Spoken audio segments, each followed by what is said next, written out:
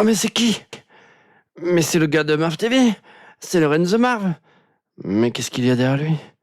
Ne serait-ce pas l'écran fantastique reboot de mars et avril? Ben oui, les amis. Et on va le découvrir pas en avant-première, mais on va le découvrir promptement, j'ai envie de vous dire.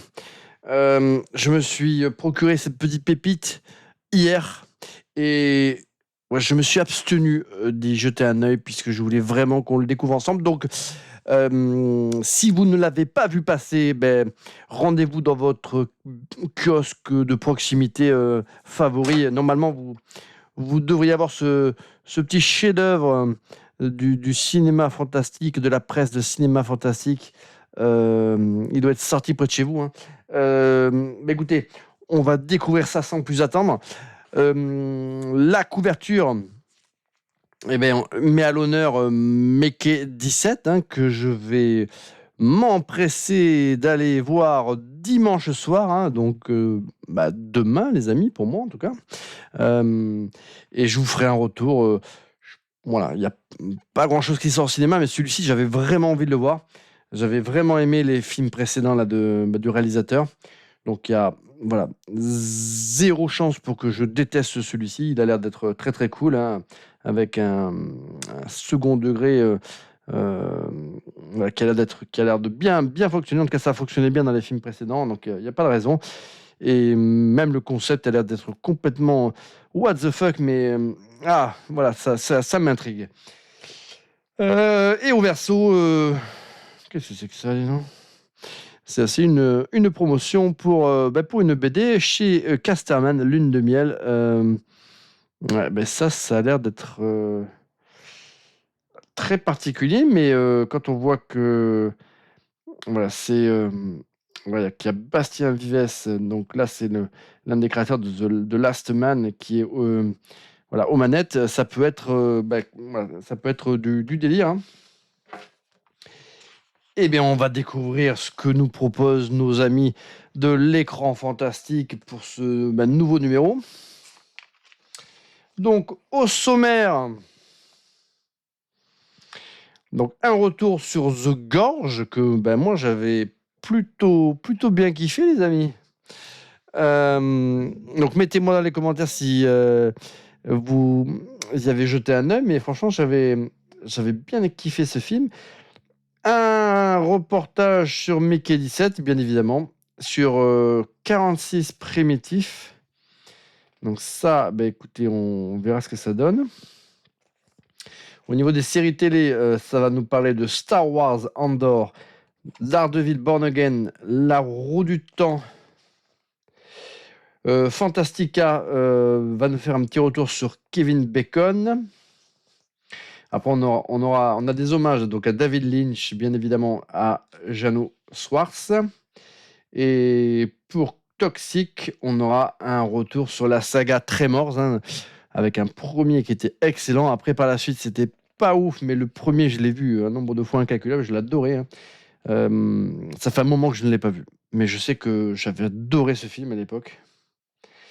Et puis après, on a bien sûr toutes les autres briques habituelles que l'on va survoler, les amis.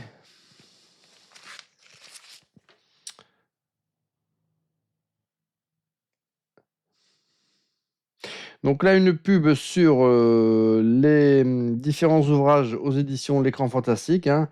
L'expressionnisme allemand, celui-là, je l'avais vu en librairie. L'âge d'or du cinéma fantastique italien et Very British Horror, hein. Donc ça, si vous êtes adepte des numéros vintage, hein, ça risque d'être peut-être un peu redondant. Mais pour les autres, c'est l'occasion de pouvoir bénéficier de tout le travail d'investigation là, des différents rédacteurs pour l'écran fantastique dans des ouvrages qui sont quand même très très cool. Donc Cinéflash, ça, j'ai envie de vous dire, c'est un peu comme à chaque fois, hein. C'est la rubrique que j'adore, hein. C'est là où on peut voir toutes les petites pépites qui sont en production, hein, ou qui vont sortir ou qui sont en projet. Donc là, Eh ben, il y a l'air d'avoir des trucs très très cool, hein, donc à voir, hein. Je vais poncer ça comme il se doit. Mais là, c'est vrai que là, comme ça,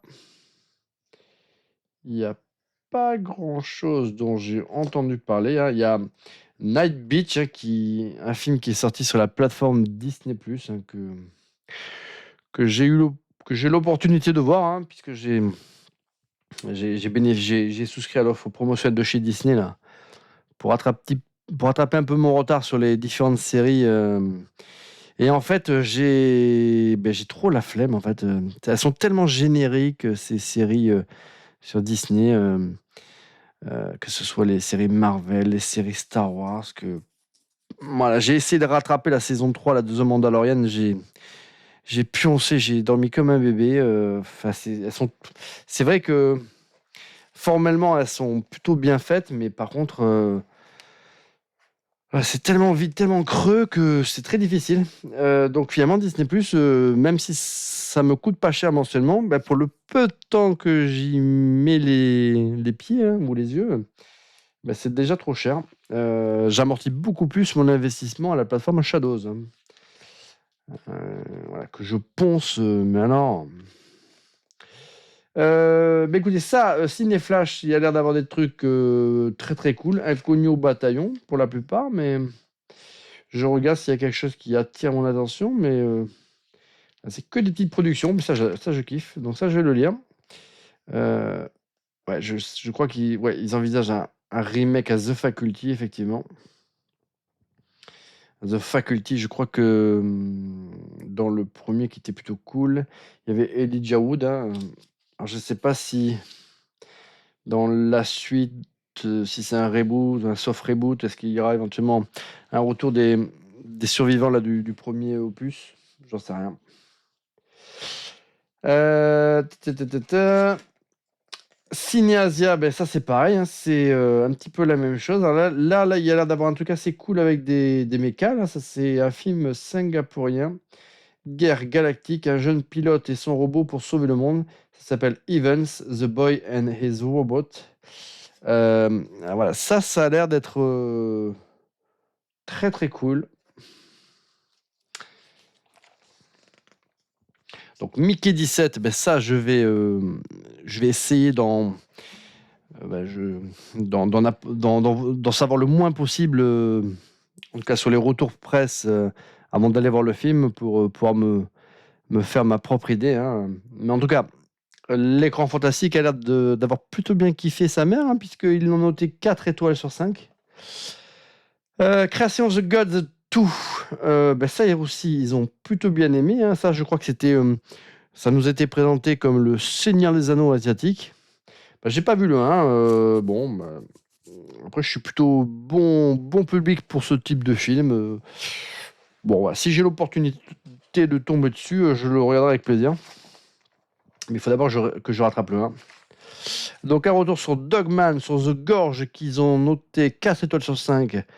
Eh ben, je plus sois, hein, comme on dit, hein. Franchement, ce film, il est plutôt cool. Compagnon, qu'ils ont noté également 4 étoiles sur 5. Je pense que c'est bien noté aussi. Ce film, voilà, c'est pas parfait, mais il était quand même voilà, très très satisfaisant. Captain America Brave New World, qu'il note 3 étoiles sur 5. Mais là aussi, je pense que la notation, elle est méritée. Ils auraient pu mettre 3 étoiles et demie, mais je crois qu'ils font pas de demi-étoile à l'écran fantastique. Je serais pas forcément mis 4 non plus. Mais en tout cas, un peu plus de la moyenne, ça c'est sûr, hein. Ce film, c'est l'un des meilleurs Marvel depuis un petit moment quand même. Même s'il révolutionne pas le genre, hein, mais on ne demande pas à un film à ce qu'il révolutionne le genre à chaque fois. On lui demande simplement d'être bon. Et je trouve qu'il n'était pas si mauvais, ce Captain America 4. Dare Santa, ben ça j'ai pas vu, c'est un direct to VOD. Nom de code rouge. Bon, ça, je m'y suis pas risqué, les amis. Il le note 3 étoiles sur 5. Alors, voilà, ça c'est le paradoxe, hein. A priori, ça c'est quand même un bel étron, ce nom de code rouge, hein. Je crois que c'est un film qui est sorti directement sur Amazon Prime et je me suis préservé, hein, mais en tout cas, il a été pas mal décrié. Et Bon, peut-être qu'il est du niveau de Captain America 4, mais en tout cas, de ce que des retours que j'ai pu avoir, ça a l'air d'être quand même bien un ton en dessous, hein, voire deux, hein. Mortel Raclette, une comédie horrifique française déjantée. Bon, ça, a priori, c'est pas ouf, mais c'est quand même noté 3 étoiles sur 5 par l'écran fantastique. Exhibit 8, ça, je sais pas trop ce que c'est. Un phone footage au-dessus de la moyenne. Bon, voilà. Élévation, ça, c'est pareil, un direct to SVOD. Je crois que c'est également sorti sur Amazon Prime. Ouais, ça, il paraît que c'était pas ouf non plus, mais il le note également 3 étoiles sur 5. The Last Video Store, 4 étoiles sur 5. J'ai fait une petite vidéo là-dessus. Ah bah, je suis content, je m'attendais pas à ce qu'ils en fassent une review dans l'écran fantastique. Voilà, une petite pépite que l'on trouve sur la plateforme Shadows, hein. C'est vraiment un film qui s'adresse pas à tout le monde. C'est vraiment un film de genre, mais et qui s'adresse vraiment aux amateurs des séries béfauchées, dont je fais partie. Mais si tant est que vous êtes sensible à ce type de cinéma, bah, vous allez kiffer parce que c'est un film qui rend hommage à tous ces films d'horreur des années 80, tout en reprenant les codes, et c'est vraiment très très cool. Le tueur au calendrier, ça 3 étoiles sur 5, ça c'est pareil, je ne m'y suis pas risqué, tout comme Human. Night Beach, il le note 4 étoiles sur 5 avec... comment elle s'appelle cette actrice que j'adore, c'est Amy Adams, hein, que je trouve, que je trouvais magnifique, hein, puisque malheureusement elle vit pas forcément très très bien, mais c'est une super actrice, hein. Here After, ben ça j'ai pas vu. Hérésie, celui-là, ben, il est très très cool, hein. C'est un petit film qui dure voilà, une petite heure, hein, mais il note 4 étoiles sur 5 et c'est bien mérité. Donc ça c'est pour tous les amateurs là, des films un petit peu comme The Witch de Robert Eggers. Si vous aimez ce type d'ambiance malsaine, film d'horreur folklore, ça vous allez kiffer. Breathing In, ça j'en ai jamais entendu parler. Donc un retour sur le festival de Gérard Mer, ça j'aime bien. J'aime bien les retours que fait l'écran fantastique sur les différents festivals. Et c'est là où des fois on peut dénicher des petites pépites. Donc ça fait partie des sections que je vais poncer, et assez souvent on retrouve certains de ces films sur Amazon Prime ou même sur la plateforme Shadows, hein. Mais ça peut être noyé parfois dans la masse, donc c'est vrai que voilà, avec l'écran fantastique, ça permet voilà, d'avoir connaissance de ces films-là et de pouvoir après les identifier plus facilement quand ils popent sur une plateforme de SVOD. Donc ça, je vais bien le penser. Donc un retour sur le box-office qui nous arrive toujours un petit peu après la guerre, hein, mais bon, au moins il a le mérite d'exister. Donc un In Memoriam avec Giano Schwartz.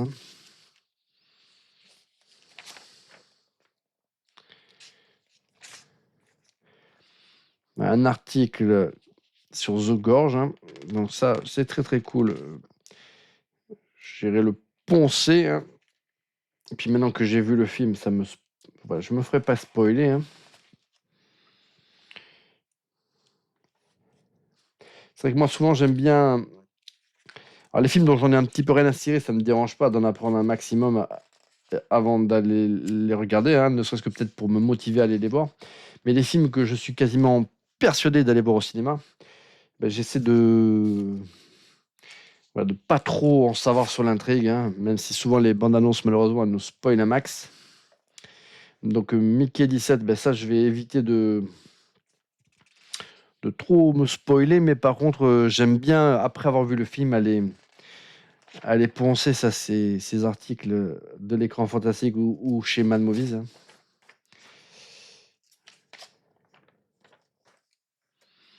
En tout cas, visuellement, le film, il a l'air quand même d'être plutôt cool. Primitif, la disparition du Sasquatch. Ça aussi, ça a l'air d'être plutôt sympa, donc faudra voir, hein.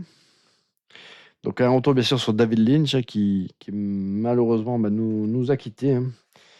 Donc David Lynch, grand réalisateur, mais pour lequel effectivement, voilà, moi j'aime quelques-unes de ses œuvres, mais on va dire c'était pas forcément un de mes réalisateurs préférés, hein, pour plein de raisons. Mais après, on peut pas lui enlever que c'était quand même un sacré metteur en scène. Et puis ne serait-ce que pour voilà, quelques-unes de ses œuvres comme Elephant Man ou Twin Peaks, ou même son Dune, hein, que j'apprécie plutôt bien, hein.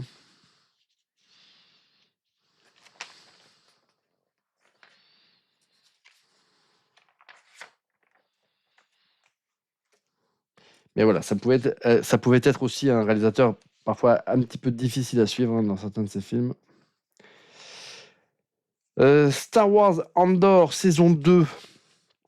Ben, Star Wars Andor, allez, je le confesse, les amis, je n'ai pas vu la saison 1. Et pourtant, a priori, c'est peut-être la meilleure série Star Wars ever, hein, qui serait sortie même du coup, sur la plateforme Disney, mais je ne l'ai pas vue et voilà, je me suis réabonné à Disney aussi, pour rattraper voilà, mon retard sur ces séries.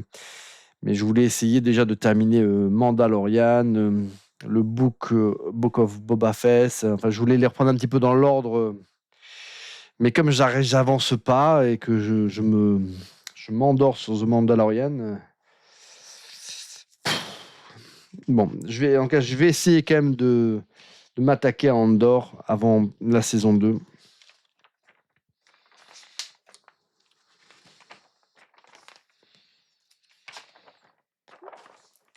Daredevil, Born Again, c'est pareil, hein, c'est sorti sur Disney, hein. Il y a les 2 premiers épisodes que je n'ai pas vus. Ouais,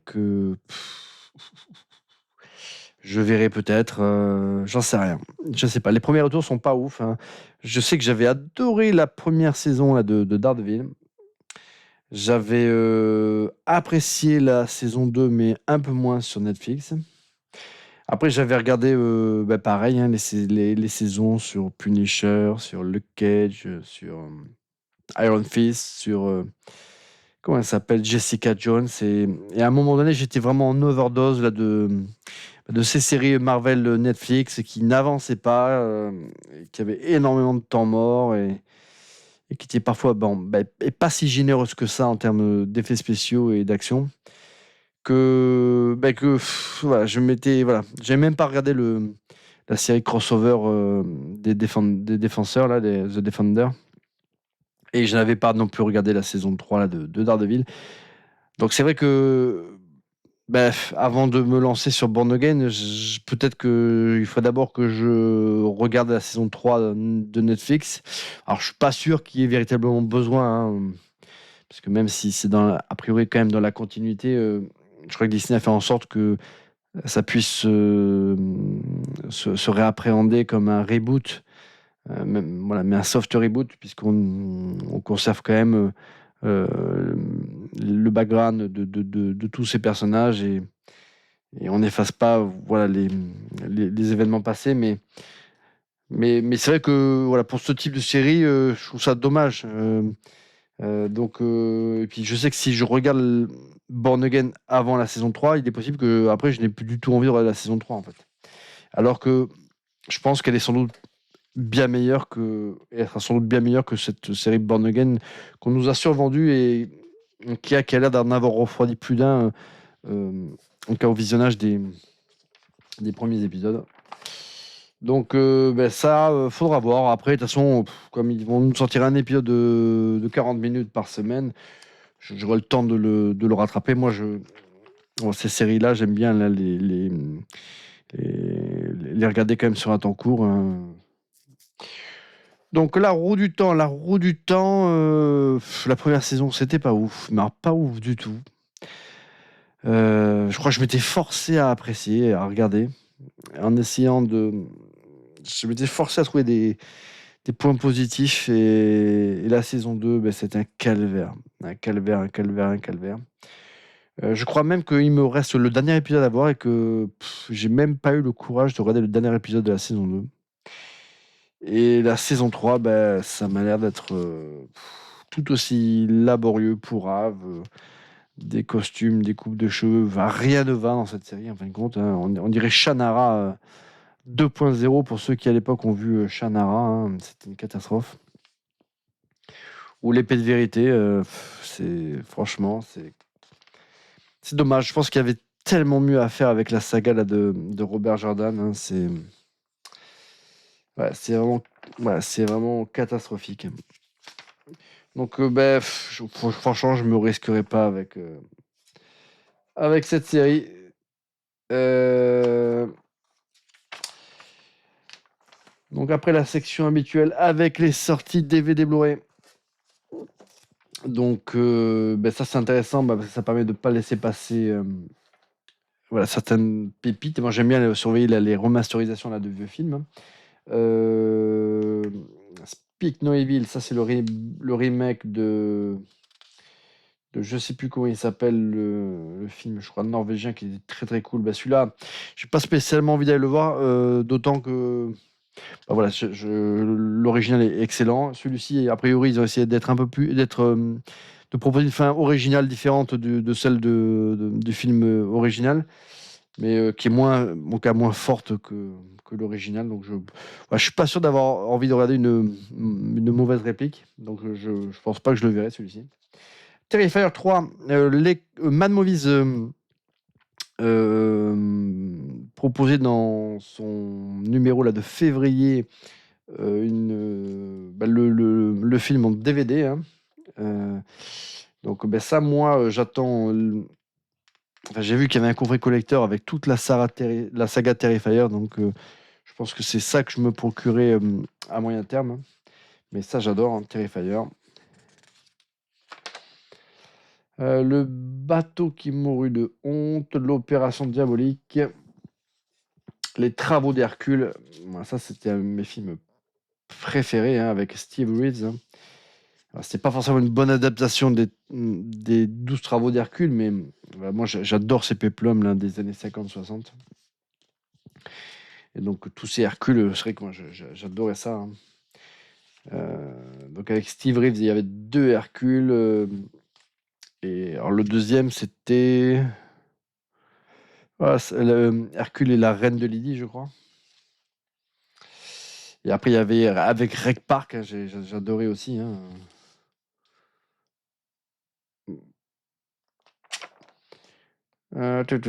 Tout. Bon, ça a l'air d'être bien dodu, encore une fois. Hein. Je pense que je vais passer pas mal de temps sur les shots, hein, à lire l'écran fantastique, parce que c'est mon lieu favori pour poncer tous ces journaux. Hein. La section, le roman, hein, pareil, hein, qui est très très cool. Avec notamment, là, ça je ne savais pas, des mémoires là, de Patrick Stewart, l'acteur qui incarne le professeur Xavier dans la saga X-Men. Et puis après, le célèbre. Alors, je ne sais pas si l'amiral ou autre du vaisseau Star Trek. Hein, j'ai perdu son nom, le Discovery. Je ne sais plus.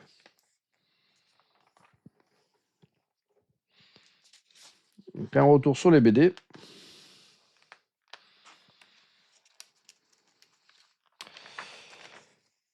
Donc après, les sections jeux vidéo, manga. Voilà, le calendrier des sorties. Alors, le calendrier des sorties, je trouve que c'est pas ouf hein, cette année. Franchement, il y a plein là, de remakes inutiles, comme le remake du film d'animation de Dragon, hein, qui ne sert à rien. L'un des films les plus excitants à venir, c'est bien évidemment 28 ans plus tard, hein, de Danny Boyle. La bande-annonce, en tout cas, elle a l'air d'être. Enfin, elle donne le sentiment que le film va être terrible. Destination Final Bloodline, malheureusement, j'en attends pas grand-chose.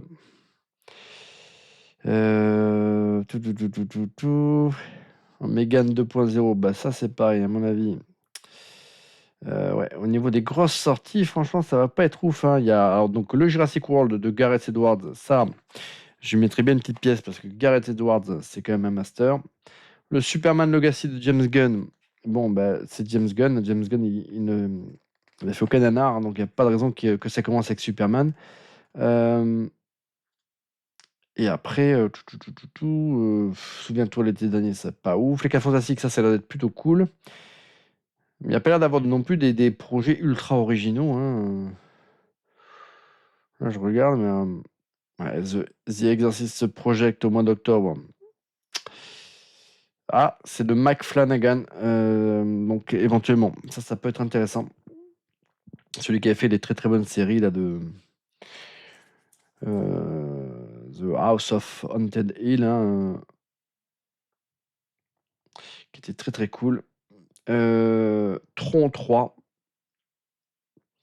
Donc ça, c'est pareil, ça c'est une suite que j'ai attendue depuis pas mal d'années après le précédent film, mais celui-ci arrive sans doute un peu trop tard et sera pas véritablement une suite du précédent film, ce qui est bien dommage. Et je pense que tout ce qu'on pouvait imaginer à la fin du second opus, je suis pas sûr qu'on l'ait dans ce Tron 3. Bon, on verra.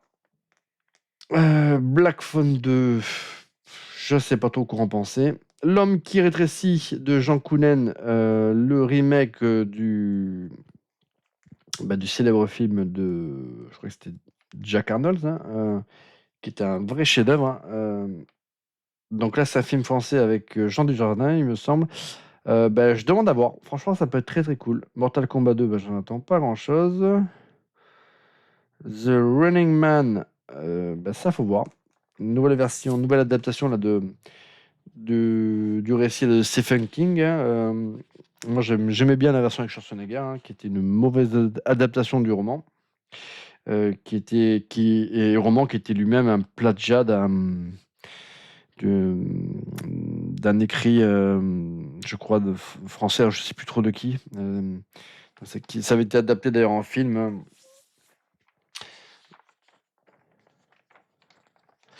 Alors, donc là, c'est quoi ça? C'est un article sur les doigts du diable, hein. Donc ça, c'est une production mexicaine que je ne connais pas. Voilà. Un retour sur Kevin Bacon, hein, qui a fait quand même, à une certaine époque, pas mal de films très très intéressants. C'est un acteur que j'adorais, hein, qui se fait un peu plus discret. Avec Kevin Bacon, ouais, dans le film Sex Crimes avec Denise Richards. Ah, c'était chaud tendu, les amis. Denise Richards, elle était incroyable dans ce film, hein. Enfin, incroyable. Physiquement, en tout cas, elle était ouf.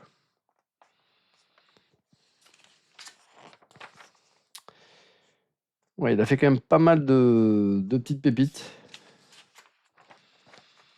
Donc, la section toxique avec une très très jolie illustration là, de couverture. Avec une petite section, là, un petit retour sur un film bis, du cinéma bis. Donc là, c'est Pigs que je n'ai pas vu. Donc ça me donnera peut-être envie de rattraper mon retard, si tant est que j'arrive à dénicher ce film, hein, ici ou là. Donc ça, j'adore ça, les articles sur des sagas comme ça, comme Tremors, hein. Alors même si factuellement, j'adorais le premier et les autres, je trouvais que c'était quand même sacrément de la merde. Alors je les ai pas tous vus, hein, les suites, hein. Mais le 1, il était quand même hyper cool. Les effets spéciaux, c'était quand même. Enfin, à l'époque, je trouvais que c'était hyper bien fait. Donc, il faudrait que je le regarde, hein, voir si mon regard n'a pas changé entre temps. Mais je sais que Tremors 2, Tremors 3, c'était pas terrible, hein. En toute honnêteté, je ne sais même pas combien ils en ont fait, mais.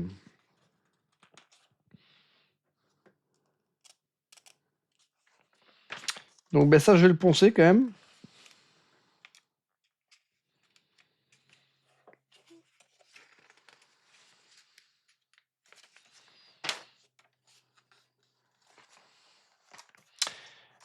Qu'est-ce que c'est ça? Horror Flash, ça c'est pareil, ça c'est très très cool. Voilà, là comme ça, il n'y a rien qui me parle, mais bon, c'est le but, hein, c'est de découvrir des petites pépites, hein. Il y a celui-ci, The Little Mermaid, hein, dirigé par le prolifique acteur, producteur, scénariste et réalisateur américain Leigh Scott, hein, à qui on doit les chefs-d'œuvre Piranha, Sharks, Dorothy and the Witch of Oz et The Dunwich Horror, qui avait jadis travaillé pour le film La firme de Roger Corman, Concord Pictures. The Little Mermaid est une version horrifique de la petite sirène. Voilà, ça a l'air d'être plutôt cool.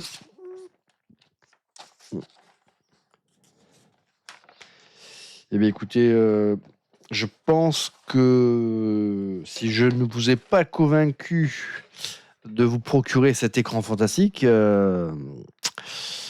c'est que malheureusement, il n'y a plus d'espoir en l'humanité, puisque là, franchement, il a l'air d'avoir un sacré programme. Donc, ça, moi, je vais me le poncer ce soir. Je vais commencer même tout à l'heure. Je vais me le poncer. Et puis voilà. Et puis oui, j'espère que vous allez me mettre dans les commentaires si vous aussi vous êtes un fan de l'écran fantastique. Si vous êtes, allez vous-même voir Mickey 17. Je sais que certains abonnés ont commencé à m'en parler et me font monter voilà l'excitomètre à son maximum. Écoutez, moi je vous dis à très bientôt pour une prochaine vidéo. Je dirais même à très très bientôt les amis.